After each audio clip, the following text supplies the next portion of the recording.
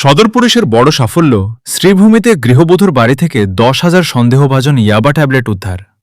গোপন সূত্রের খবর অনুযায়ী অভিযান চালিয়ে গাঙ্গোপার পুরন গ্রাম থেকে 10,000 ইয়াবা ট্যাবলেট উদ্ধার করল শ্রীভূমি পুলিশ।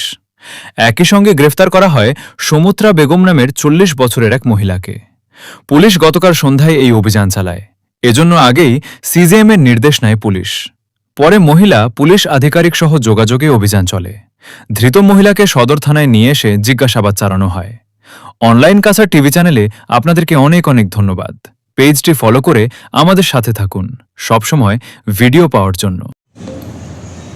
কালি সন্ধিয়া শ্রীভূমি পুলিচৰ এটা দলে এটা গোপন খবৰৰ ভিত্তিত এটা অপাৰেশ্যন চলাইছিলে আৰু তাৰে শ্ৰীভূমি থানা এৰিয়াৰে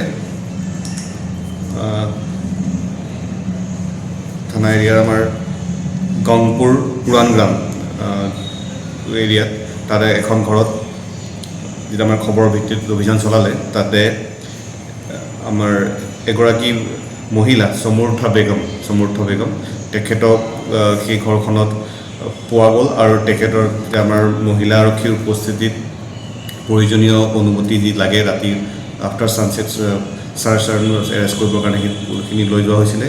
তাৰপিছত মহিলা আৰক্ষীৰ উপস্থিতিত যেতিয়া চাৰ্চ কৰা হ'ল তেতিয়া 10,000 ইয়াবা টেবলেটছ উক্ত মহিলাগৰাকী সমুৰ্থা বেগম তেওঁৰ পজিশ্যনৰ পৰা আমি উদ্ধাৰ কৰা হ'ল আৰু এইখিনি আমাৰ লফুল প্ৰচিডিউৰ ফ'ল' কৰি পেলাই চিজ কৰা হৈছে। আৰু ইয়াত বৰ্তমান আমি অনুসন্ধান মতে গম পোৱা গৈছে যে তেওঁলোকে বহুত দিন ধৰি ব্যৱসায় চলাই আহিছিলে ড্ৰাগ পেডলিঙৰ। আৰু তেওঁলোকে যিহেতু বাংলাদেশ বৰ্ডাৰৰ ওচৰ হয়, গতিকে তেওঁলোকৰ আমাৰ সন্দেহ আছে যে তেওঁলোকক সেই বৰ্ডাৰেদি তেওঁলোকে পাৰ কৰাৰ কাম কৰে। গতিকে এই বিষয়ে বৰ্তমান অনুসন্ধান চলি আছে, কিন্তু তেওঁ বৰ্তমানলৈকে এইখিনি আমি কথা গম পাইছোঁ যে তেওঁৰ হাজবেণ্ডো এই ক্ষেত্ৰত জড়িত আছে আৰু তেওঁ পলাতক অৱস্থাত বৰ্তমান আছে। আলি হুছেইন তেখেতৰ নাম। আৰু বাকী অনুসন্ধান চলাই থকা হৈছে। তেওঁলোকে ক'ৰ পৰা আনিছিলে বা আকৌ ক'লে পঠাব, মই যেনেকৈ ক'লোঁ ক'লে পঠাব বিচাৰিছিলে, সেইখিনি অনুসন্ধান চলি আছে। আৰু বজাৰ মূল্য হিচাপে প্ৰায় 50 লাখ টকাৰ মূল্যৰ জব্দকৃত যিখিনি ড্ৰাগছ সেইখিনি হ'ব।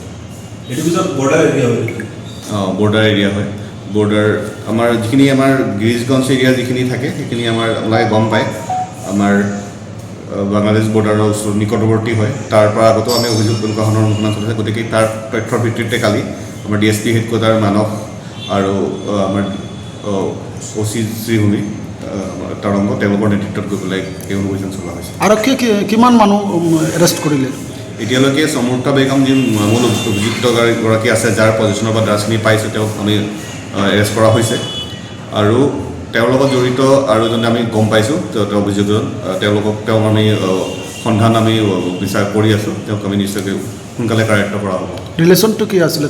তেওঁৰ হাজবেণ্ড ৱাইফ মানে বহুত দিন ধৰি তেওঁলোকে সেই অঞ্চলত এনেকুৱা ধৰণৰ নিষিদ্ধ ড্ৰাগছৰ তেওঁলোকে ব্যৱসায় চলাই আহিছে। হাজবেণ্ডৰ নামটো কি আছিলে? তেওঁৰ হাজবেণ্ডৰ নামটো আলি হুছেইন, ভিলেজ গংপুৰ পুৰণ গ্ৰাম, ডিষ্ট্ৰিক্ট শ্ৰীভূমি।